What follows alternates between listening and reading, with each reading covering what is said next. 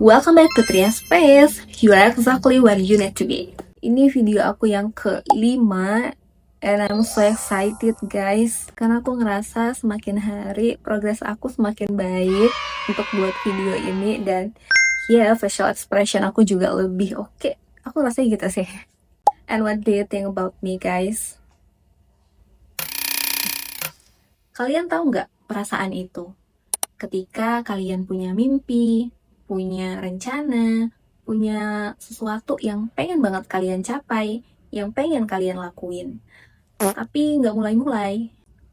Bukan karena kalian malas, bukan juga karena nggak mau, tapi emang karena ada suara kecil ataupun pikiran-pikiran dalam kepala kalian yang bilang, nanti aja deh, tunggu bagus, nanti deh, belum siap, tunggu dulu deh sampai emang kondisinya benar-benar pas dan emang aku benar-benar cocok. Aku pernah ada di sana, dan jujur, kadang-kadang aku masih ngerasain itu. Dan dari situ, aku belajar satu hal, yang kali ini bakal aku ceritain ke kalian. Sekarang kita hidup di era dimana semua orang kelihatan siap. Di sosmed, semua orang kelihatan hidupnya lebih tertata. Penampilannya oke, punya pencapaian yang membanggakan. Semua kelihatan sempurna. Karena kebanyakan ngelihat hal yang kayak gitu, secara nggak sadar, kita jadi menunda hidup kita karena ngerasa belum cukup.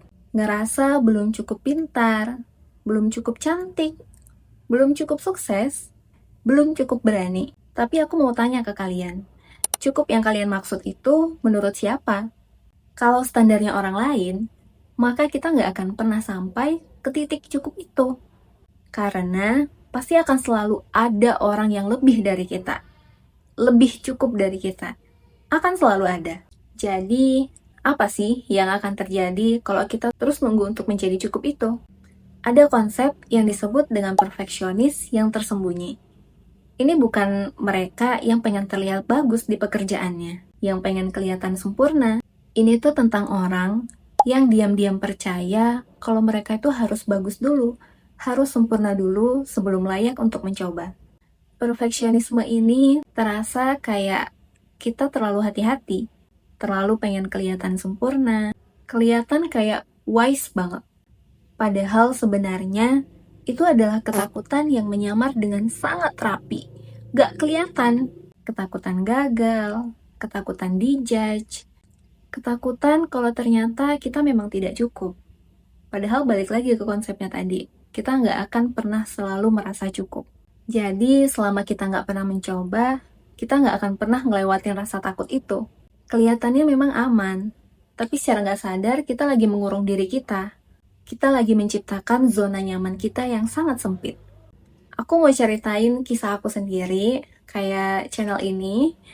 Channel yang lagi kalian tonton ini sebenarnya udah lama ada di pikiranku. Udah lama pengen aku buat, tapi baru sekarang terrealisasi. Terakhir aku ngonten kemarin itu di tahun 2022. Selama 4-5 tahun itu, banyak banget yang aku pikirin, overthinking untuk mulai lagi. Banyak ketakutan, selalu ngerasa nggak cukup, takut apa yang aku bahas itu nggak relate di orang-orang, takut video aku nggak nyaman buat ditonton, buat didengerin. Lama banget aku mikirnya. Aku tahu banyak yang pengen aku sampaikan, mungkin akan ada yang relate, tapi lagi-lagi aku terus menunda. Aku ngerasa aku belum cukup siap untuk tampil lagi di depan kamera, untuk sekedar ngomong chit-chat kayak gini. Karena dari terakhir aku ngonten, udah 4 tahun vakumnya. Bayangin, waktu selama itu, aku selalu mikir, aku belum siap, aku belum cukup untuk balik lagi ngonten. Aku bisa nggak ya tampil lagi di depan kamera, video editing aku nanti cocok nggak ya di viewers aku, background aku udah bagus belum ya, kamera aku udah cukup belum ya untuk take konten, cara bicara aku udah oke nggak ya untuk balik lagi ngomong di depan kamera. Aku belum tahu banyak, aku bakal ngomong apa nanti waktu take video. Meskipun aku udah banyak searching, aku udah cari tahu poin apa yang pengen aku omongin, tetap aja kan untuk tampil di depan kamera itu butuh keberanian. Aku belum benar-benar siap untuk memulai lagi. Itu yang aku pikirkan selama 4 tahun. Bayangin 4 tahun lamanya aku vakum dan overthinking terus setiap mau mulai konten. Tapi akhirnya hari ini aku sadar, kalau nunggu sempurna aku nggak akan pernah mulai. Dan kalau aku nggak mulai-mulai, aku akan tetap gitu-gitu aja. Nggak akan ada perubahan dari diri aku. Kalau kalian lihat video pertama aku sampai hari ini, kalian bakal tahu perbedaannya. Karena emang nggak akan pernah ada waktu yang sempurna untuk mulai. Yang ada cuman sekarang dan versi diri aku yang sekarang. Dan ternyata itu gak cukup untuk mulai. Jadi sebenarnya, apa sih definisi berhasil itu? Setiap orang akan punya definisi berhasil yang beda-beda.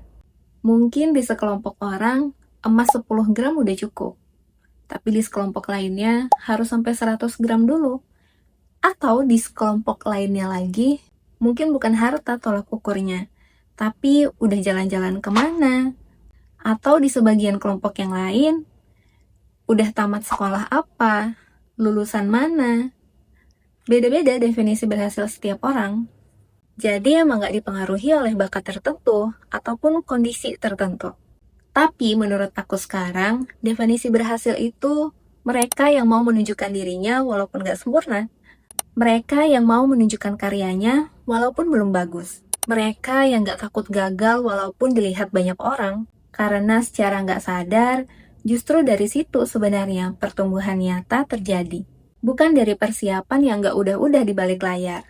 Tapi mereka yang berani keluar dan mencoba. Jadi kalau hari ini kamu lagi menunda sesuatu, mungkin itu bisnis yang ingin kalian bangun, atau mungkin skill yang pengen kalian pelajari, atau mungkin percakapan yang udah lama pengen kalian mulai dengan seseorang, atau mungkin pengen jadi versi terbaik dari diri kalian. Aku mau kasih tahu satu hal, kalian gak harus selalu siap untuk mulai. Kalian cuman harus mau mencoba, mau mulai, mau tampil. Karena kesiapan itu bukan titik awal. Kesiapan itu hasil dari proses. Dan prosesnya dimulai dari langkah pertama.